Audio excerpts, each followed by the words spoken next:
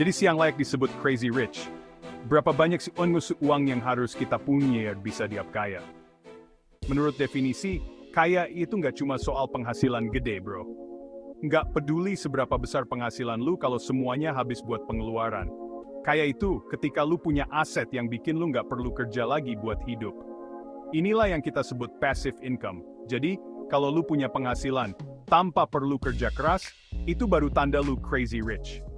Bayangin aja sih, lu bisa punya gaya hidup dengan pengeluaran 20 juta rupiah per bulan, dan lu tetap tenang karena uangnya ngalir terus tiap bulan dari aset investasi. Gokil nggak tuh? Tapi, jangan salah, kekayaan bukan diukur dari berapa banyak yang lu keluarin, tapi berapa banyak yang lu punya. Banyak orang yang kelihatan boros, tapi ternyata nggak punya tabungan, gaya hidup tinggi, tapi nggak ada investasi. Knight Frank bilang, buat masuk kategori 1% orang terkaya di Indonesia, aset lu harus sekitar 840 juta rupiah.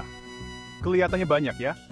Tapi kalau dibandingkan sama negara lain kayak Monaco atau Singapura, Indonesia masih kalah jauh.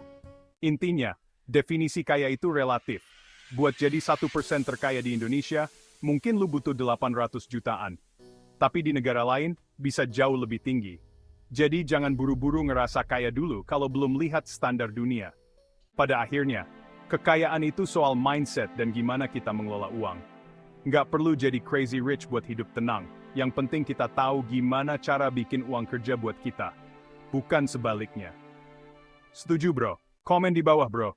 Menurut lu, berapa sih jumlah uang yang harus lu punya biar bisa dibilang crazy rich?